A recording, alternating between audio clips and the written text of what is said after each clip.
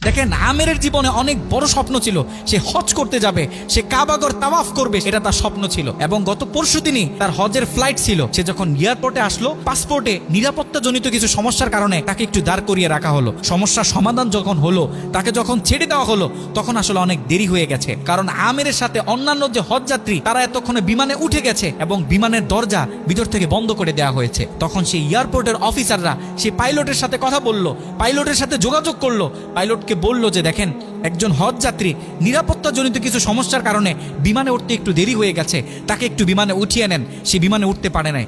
তখন পাইলট স্পষ্ট বলেছে যেই বিমানের দরজা একবার বন্ধ হয়ে গেছে সেই বিমানের দরজা দ্বিতীয়বার কারোর জন্য আর খোলা হবে না। কথা বলে পাইলট বিমানটা আকাশে ফ্লাই করলো।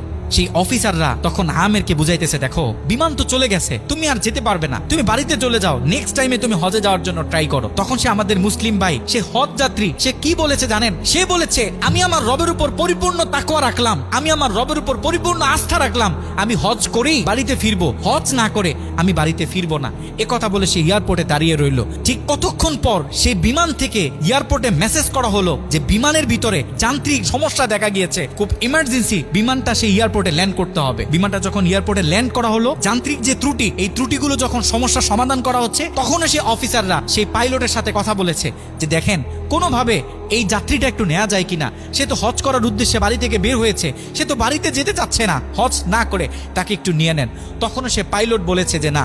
কথা বলে সে পাইলট আবারও বিমানটা আকাশে ফ্লাই করালো। তখনও সে অফিসাররা আমেরকে গিয়ে বোঝাচ্ছে। আমের তখনও বলতেছে আমার রবের উপর আমার পূর্ণ আস্থা আছে, আমি তো আমার রবকে চিনি, সে আমাকে হতাশ করবে না, সে আমার মনের আশা রাখবে, আমি হজ করেই বাড়িতে ফিরবো।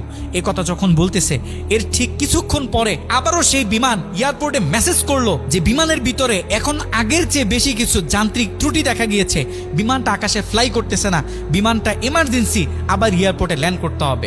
বিমানটা যখন এয়ারপোর্টে ল্যান্ড করলো, তখন সে পাইলট নিজে বিমান থেকে নেমে সে অফিসারদেরকে বলতেছে সে হজ যাত্রী কই, যাকে ছাড়া আমরা মক্কার উদ্দেশ্যে রওনা দিলাম, তাকে আমার হাতে তুলে দেন। আমি যতটুকু বুঝতেছি তাকে ছাড়া এই বিমান যতবারই আমরা আকাশে ফ্লাই করব, মক্কার উদ্দেশ্যে রওনা হব, আমার মনে হয় না যে এই বিমান স্বাভাবিকভাবে মক্কাতে গিয়ে পৌঁছাবে। তখন সে পাইলট সে আমেরের হাত ধরে নিজে নিয়ে সে বিমানের ভিতরে বসিয়ে দিল।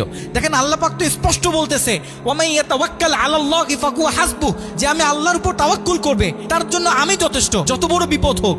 যখন আপনি আল্লাহর উপর তাওয়াক্কুল করবেন, তখন আল্লাহ পাকের পক্ষ থেকে আপনার উপর যে বারাকা, যে ব্লেসিং গুলো আছে, এগুলো তখন আল্লাহ পাক বাড়িয়ে দিবে।